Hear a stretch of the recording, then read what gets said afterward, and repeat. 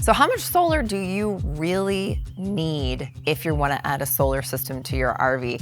We're going to talk about that in this video. We just got back from a 4-day exclusively unplugged event and used our solar system to the max. So we're going to talk about how much you really need. If solar is something on your radar, you're going to definitely want to stay tuned. So if you are new here to the channel, my name is Charity, my husband Ben, our 2 kids, our dog, our cats. We've been traveling the US in this motorhome for 5 years now, and we have learned a ton along the way.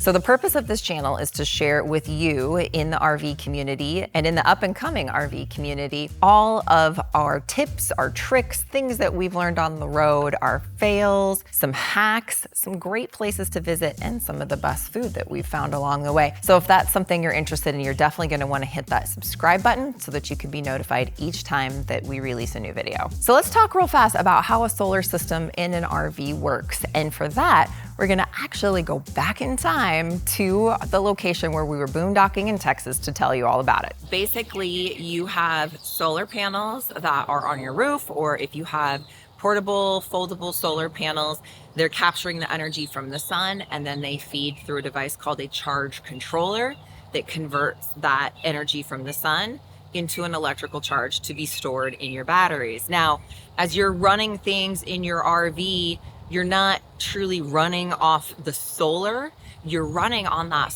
energy that's now stored inside of your battery bank. And so you're draining down that battery bank, but then you have the sun coming in that's charging that battery bank. So that's kind of how the whole cycle works. If you don't have a lot of sun, if you have a lot of periods of rain or clouds or things like that, it is going to be a little bit more of a struggle to keep a fuller charge on those batteries because you just don't have that same energy coming in from the sun. So let's talk for just a minute about how much solar that we have on our RV. We actually ended up putting 2 different sets of solar panels on the roof of our RV. So in the front of the RV, we have panels that equal 800 watts of solar. And in the rear of the RV, we have 3 panels that total 1,440 watts of solar, which gives us a grand total of the roof solar of 2,240 watts that are on the roof. Now,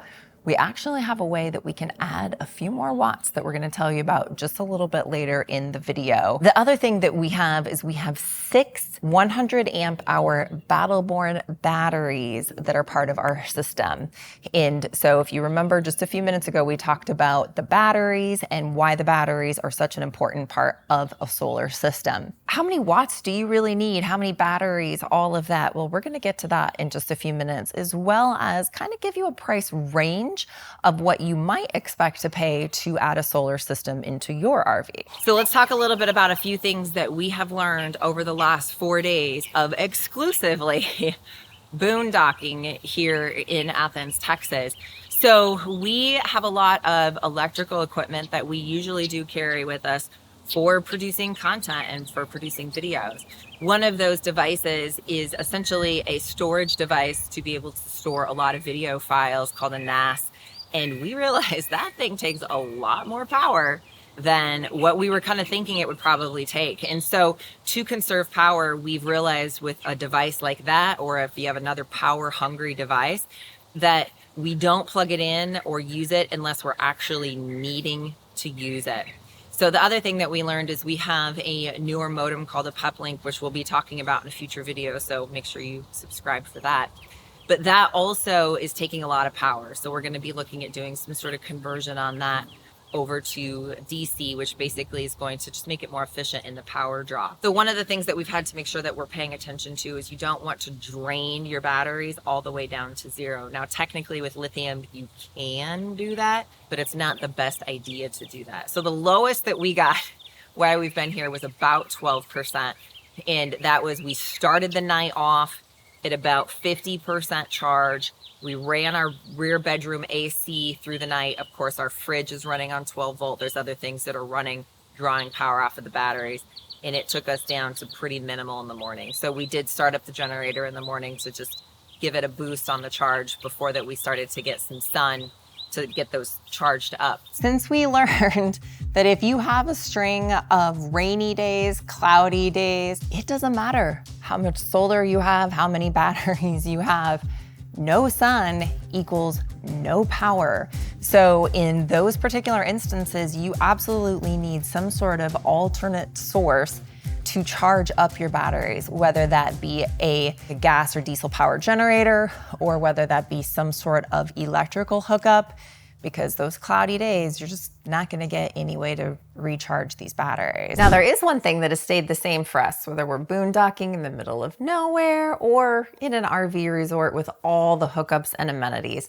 And that is we are always able to get a restful night's sleep with our mattress from rvmattress.com by Brooklyn Bedding. We went with the Aurora Luxe Hybrid mattress, and it's been great having a mattress that feels like a real bed and not like an RV bed. The process to have it shipped to us and then get it in the RV was super simple. Their mattresses come rolled up in a box, wrapped in plastic. So when our mattress arrived, we hoisted it in the RV, unwrapped the plastic, and it poofed right up. But what about when you're not on the road, or if you're a part-time RVer? One thing we realized is when we were in our RV, we were sleeping much better than when we were at our Glamper hideaway, which is like a home-based / vacation rental for us. So we went through brooklynbedding.com, which is an RV mattress parent company, to get Brooklyn Bedding mattresses for our home base, and upgraded all of our mattresses to Brooklyn Bedding.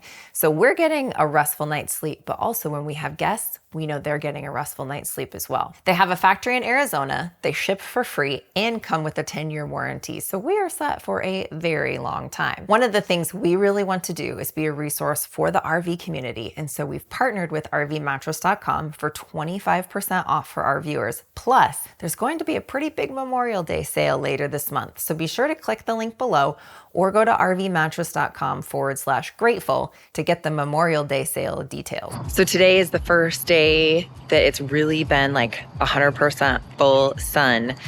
And we have learned with this new solar setup just how much cloudy days affect us. So pretty much last night we had to shut off our AC because we didn't have enough battery to sustain us through the night. We only started at about 60% battery, and that was after using the generator. So we are learning what this is like when you've got solar, when you're boondocking, really what you need to get you through the night. And so for us, that looks like we pretty much need to start at 100% before we go to bed. And if we do that, we'll be fine to use our ACs and stuff like that through the night. So using the generator and some sun to get 100% charged up this morning. And then kind of the goal and the thought process is that if we can get to 100% and then use the sun to just keep us at 100% while we're running the ACs and everything else like that today, then we should be good as the day progresses. So we will see if that works. Now, probably one of the best things that we have been enjoying about this system now that we're actually out here really putting it to the test is that as we're traveling and on these travel days, we used to have to power our rooftop ACs through the generator.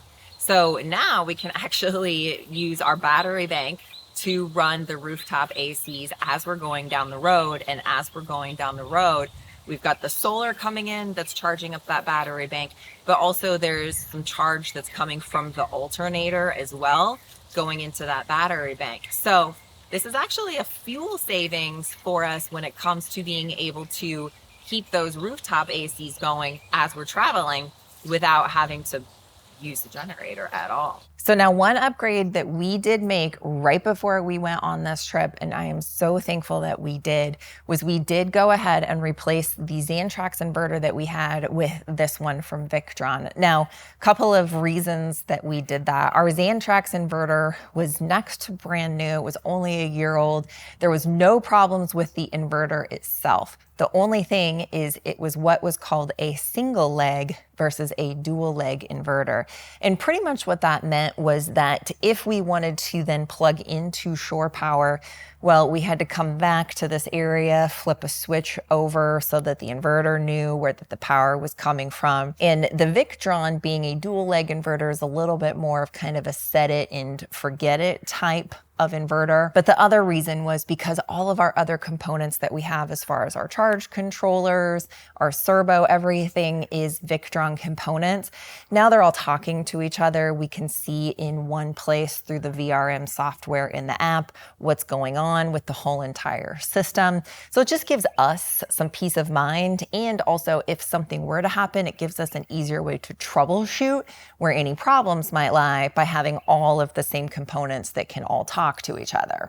Now, some people, when they do their solar setups, will actually install 2 inverters. And that is because this inverter is a 3,000 watt inverter, which basically means that we can run up to 3,000 watts of appliances in the RV at a time, and this will handle that capacity okay. So if we're running both of our rooftop ACs, then we kind of need to be mindful of what other components that maybe we're running at the same time to make sure we don't overload the wattage here. So if we've got both ACs going and I want to dry my hair, probably going to need to shut off one of those ACs to run my hair dryer and then be able to turn that back on. A lot of people run a double inverter setup so that they don't have to think about that power usage as much. We've just gone with the single inverter and we just monitor that power usage in our app when we're off grid. So how much solar do you really need? Well, one thing to keep in mind is you want to put as much as you can on the roof, but an alternate source to add some more wattage when it comes to the solar panels is by getting foldable panels or deployable solar panels. We have an extra 400 watts with our foldable panels. And the reason that we did that is because we don't always know if where we're going to be parked in our RV, if we're off grid, is going to be full sun or not. And so what if our solar panels are in a shaded area for part of the day? Well, we're not getting the full solar that we could.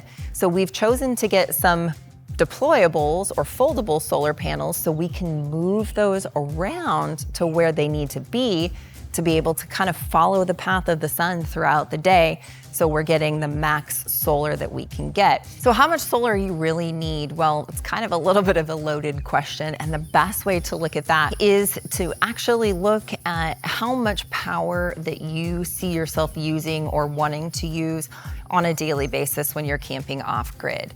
So one thing that GoPower did to help us determine how much we really needed is they actually sent us over a spreadsheet where we listed out everything that we wanted to be using on a daily basis, the actual amp hours that we needed to run those things, and then kind of formulated that backwards. So that answer is really gonna depend upon you, your situation, your family size, your camping style, all of those things. But basically sit down, think about what is it that you want to do, and then add all of those numbers up, and that's gonna start to give you an idea of how big does your battery bank need to be, and then how many watts of solar are you going to need to charge those batteries. So one of the big questions that we got on our original video we did when we had this install done is how much does it cost? Well, costs can really vary across the board depending upon how many batteries that you put in, how many charge controllers that you're using, panels, all of those things. So it's a huge range of cost, and really the sky's the limit because you can build these systems out pretty dang big, but expect probably about $2,000 on the very low end for something very basic, and it just goes up from there. So what questions do you have about solar? You'll have to drop those in the comments for us, as well as make sure to check out the links in the description for more resources when it comes to solar and our particular solar setup. If we don't see you out on the road or around the campground, we'll definitely see you in the next video.